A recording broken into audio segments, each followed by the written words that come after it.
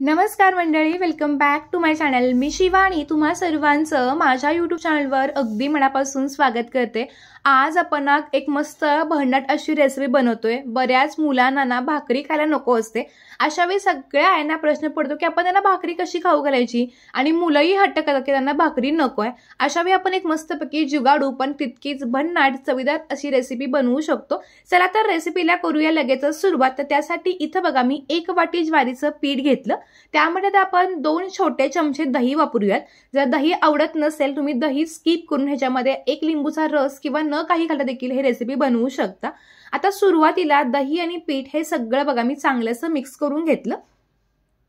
तुम्ही जर चॅनलवरती नवीन असाल आणि अजूनही चॅनलला सबस्क्राइब केले नसेल तर प्लीज चॅनलला सबस्क्राइब करून त्यापुढील बेल बटनला क्लिक करायला पण विसरू नका, जेणेकरून माझे असे छान छान व्हिडिओज आले की नोटिफिकेशन तुम्हाला सर्वात बघायला मिळतील। तर आता इथं बघा मी दही आणि पीठ छान मिक्स केल्यानंतर लागेल असं पाणी घालून आपण याचं एक छान असं बॅटर बनवून घेणार आहोत। हे जेव्हा बॅटर बनवतो ना तेव्हा खूप घट्टही नाही बनवायचं आणि खूप पातळही नाही बनवायचं, तर मीडियम कन्सिस्टन्सीमध्ये येईल असं बॅटर जे आहे ते आपण बनवून घेणार आहोत। बऱ्याच मुलांना आपण जेव्हा टिफिनला किंवा घरी जेव्हा भाकरी करतो ना तेव्हा ते भाकरी नाही म्हणतात आणि चपातीच खातो असं हट्ट करतात। अशा वेळी आपल्याला प्रश्न पडतो की मुलाने काहीतरी भाकरी खावी, कारण भाकरी पचायला हलकी असते आणि त्याचे खूप चांगले असे आपले फायदे आपल्या शरीराला देखील असतात आणि कधीतरी मुलांना देखील भाकरी आपण खाऊ घालायलाच पाहिजे। अशा वेळेला भाकरी करण्यापेक्षा त्याच ज्वारीच्या पिठापासून जर तुम्ही अशी एक रेसिपी केलीत ते मुलांना नक्की आवडेल, कारण मुलांना कळणार पण नाही की यामध्ये आपण ज्वारीचा पिठाचा वापर केलाय। त्यामुळे अगदी आनंदानं उड्या मारत एन्जॉय करत खातील अशी ही मस्त रेसिपी आहे। तर इथं बघा आता मी छान असं मिक्स करून घेते, पण जेव्हा पीठ हे मिक्स करते तेव्हा लक्षात ठेवायचं ह्याच्यामध्ये कोणत्याही प्रकारच्या गाठी किंवा गुठळ्या होणार नाहीत ह्याची काळजी घ्यायची, कारण जर गाठ वगैरे झाली तर ती पुन्हा मोडून घ्यावी लागते। त्यामुळे थोडं थोडं पाणी घालून हे छान असं एकसारखं असं मी बॅटर करून घेते। आता इथे तुम्ही बघू शकता अगदी छानपैकी जे बॅटर आहे मी ते भिजवून घेतलेलं आहे। अगदी कोणत्याही प्रकाराच्यामध्ये गाठ वगैरे झाली नाहीये, एकसारखं जे पीठ आहे ते छान असं भिजलं गेलंय। आता हे ज्वारीचं पीठ आहे त्यामुळे हे चांगलं असं भिजलं पण गेलं पाहिजे, त्यामुळे आपण ह्याच्यावरती झाकण ठेवून एक 10 ते 12 मिनिटं हे असंच साईडला ठेवायचं, म्हणजे काय होतं हे पीठ चांगलं रेस्ट पण होतं। आता हे पीठ रेस्ट होईपर्यंत आता आपण एक मस्तपैकी थोडंसं वाटण तयार करून घेऊयात।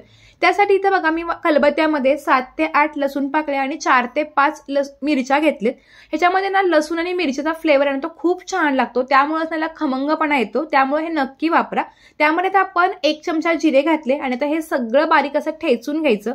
मिक्सरला वाटण्यापेक्षा असं ठेचून घेतल्याची चव खूप छान लागते, त्यामुळे मी ठेचून घेते। आता बघा हे अगदी छानपैकी असं बारीक ठेचून घेतलं। आता हा जो लसूण आणि मिरचीचा ठेचा आहे हा पण तयार झालाय, हा एका साईडला ठेवूयात आणि आता एक चटणी बनवूयात। तर त्यासाठी इथं बघा गॅसवरती एक मी तवा ठेवलाय किंवा पॅन ठेवायचा, पॅनमध्ये 1 चमचा तेल घालायचं। तेल गरम झालं की ह्यामध्ये अर्धा चमचा जिरे घालायचे। जिरे छान फुलले गेले की 3 ते 4 लाल हिरव्या मिरच्या घेतल्यात। लाल मिरच्या नसतील तर हिरवी मिरची किंवा मग लाल तिखटचा पण वापर नक्कीच करू शकता। आता ह्या तेलावरती 2 मिनिटं परतवून घ्यायच्या। जर लहान मुलं ही चटणी खाणार असतील तर तुम्ही याच्यामध्ये हे लाल मिरच्यांचं प्रमाण कमी करू शकता। आता ह्यामध्ये अर्धा इंच मी आल्याचे काप घातलेत, त्यानंतर 1 मीडियम साईजचा उभा चिरून घेतलेला कांदा वापरलाय। आता हे देखील आपण 2 ते 3 मिनिटं परतवून घ्यायचं, जेणेकरून कांदा जो तो छान असा ट्रान्सपरंट होईल। ही जी चटणी दाखवते ना तुम्ही ही कोणत्याही रेसिपी सोबत सर्व करू शकता। कांदा छान ट्रान्सपरंट झाल्यानंतर ह्यामध्ये मी 2 मध्यम आकाराचे लाल पिकलेले टोमॅटो बारीक चिरून घेतले होते, तर हे वापरलेत। हे पण आता आपण एक 2 ते 3 मिनिटं चांगले परतवून घ्यायचे। टोमॅटोला थोडासा आंबटपणा आणि कच्चापणा दोन्ही असतो, तो चांगला गेला पाहिजे इथपर्यंत आपण तो परतवून घ्यायचा। आता बघा टोमॅटो बऱ्यापैकी मऊ पडलेत, तर ह्यामध्ये आपण चवीनुसार मीठ आणि थोडीशी साखर घालूयात। साखर पूर्णपणे ऑप्शनल आहे, पण टोमॅटोला आंबटपणा असतो त्यामुळे आंबट गोड तिखट अशी चव यावी म्हणून मी साखर घातली। आता हे 2 मिनिटं पुन्हा परतवून घेतलं। आता हे छान परतलं गेलंय, तर गॅस बंद करून हे थंड करून घेणार आहोत आणि थंड झाल्यानंतरच आपण हे मिक्सरच्या भांड्यामध्ये जे ते घालून घेणार आहोत। जर हे मिश्रण आपण गरम गरम मिक्सरच्या भांड्यामध्ये घालू तर त्याची धार जाण्याची शक्यता असते। आता बघा पाणी न घालता मी सुरुवातीला वाटून घेतलं, नंतर थोडंसं पाणी घालून ही चटणी जी ती वाटून घेतली। चटणी तयार आहे तोपर्यंत 10 मिनिटंही झाली होती आणि आपण जे बॅटर किंवा जे ज्वारीचं पीठ भिजवून घेतलं होतं हे पण बघा अगदी छान असं रेस्ट झालेलं आहे। अगदी एकसारखं पीठ जे आहे ते तयार झालेलं आहे। तर ह्यामध्ये आपण मगाशी वाटून घेतलेला जो लसूण मिरचीचा ठेचा होता तो संपूर्ण ठेचा आपण ह्यामध्ये घालून घ्यायचा। त्यानंतर आता आपण याच्यामध्ये भरपूर सारी बारीक चिरून घेतलेली कोथिंबीर घालूयात। जर कोणती भाजी पालेभाजी मुलं खात नसतील तर ती पण बारीक चिरून याच्यामध्ये घालू शकता, ज्यामुळे ती भाजी पण मुलांच्या पोटामध्ये जाईल आणि आणखीनच छान अशी हेल्दी रेसिपी बनेल। आता हे सगळं बघा चांगलं असं मिसळून घ्यायचं।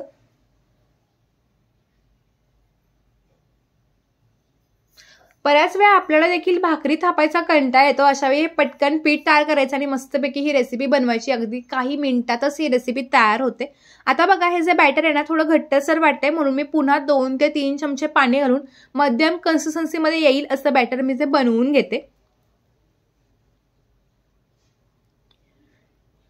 बऱ्याच जणांना भाकरी आवडत नाही आणि बऱ्याच जणांना भाकरी खूप आवडते, त्यामुळे त्यांना ज्वारीचे पदार्थाचे कोणत्याही रेसिपीज खायला खूप आवडतात। तुम्हाला नेमकं काय आवडतं हे पण मला कमेंट करून सांगायला विसरू नका आणि तुम्ही हा व्हिडिओ कोणत्या गावातून बघताय हेही कमेंट करून मला नक्की सांगा, म्हणजे मला कळेल की माझे व्हिडिओ कोणकोणत्या गावामध्ये किंवा कोणकोणत्या शहरापर्यंत पाहिले जातात।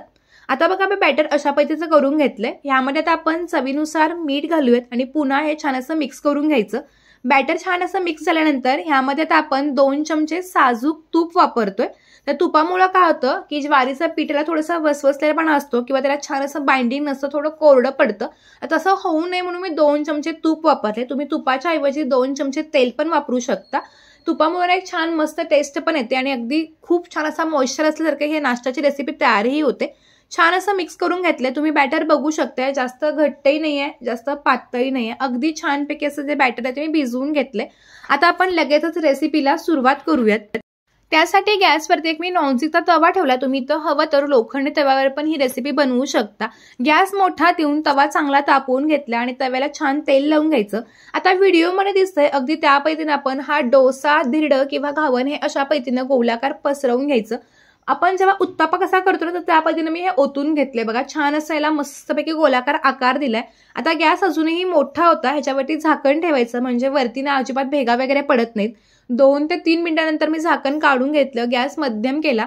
ज्वारीचं पीठ चांगलं शिजतंय आणि खालून ना छान जाळी पण पडते। वरची बाजू कोरडी झाली, वरून आणि कडेनं थोडंसं तेल सोडून घ्यायचं आणि आता आपण हे जे धिरडं आहे ना ते पलटवून घ्यायचं। तुम्ही बघू शकताय खालून मस्तपैकी याला छान जाळी पडली। कोणत्याही प्रकारे आपण सोडा किंवा इनो न वापरता हे मस्तपैकी जाळीदार धिरडं तयार होतं। खायला ते खूप खमंग लागतं। लसूण आणि मिरचीचा छान वापर केल्यामुळे याला टेस्ट पण खूप छान लागते। मी तुम्हाला पुन्हा एक बनवून दाखवते। पुन्हा तेल टाकून घेतलं, गॅस मोठा ठेवून हे अशा पद्धतीने धिरडं घालून घेतलं। धिरडं घातल्यानंतर 2 मिनिटांनंतर गॅस जो आहे तो मध्यम करायचा आणि झाकण ठेवून हे छान शिजवून घ्यायचं। 2 ते 3 मिनिटांनंतर झाकण काढून घ्यायचं। वरून आणि कडेनं छान तेल सोडून मस्तपैकी दोन्ही बाजूने हे धिरडं भाजून घ्यायचं। ह्या थंडीमध्ये ना हे गरमागरम धिरडं खाण्याची मजा काही वेगळीच आहे, खूप छान लागतं। तुम्ही मुलांना टिफिनला किंवा संध्याकाळच्या नाश्त्याला किंवा सकाळच्या छोट्याशा हलक्या फुलक्या भुकेला पण तुम्ही नक्कीच करू शकता। तर आजची रेसिपी तुम्हाला कशी वाटली हे मला जरूर कमेंटमधून कळवायला विसरू नका।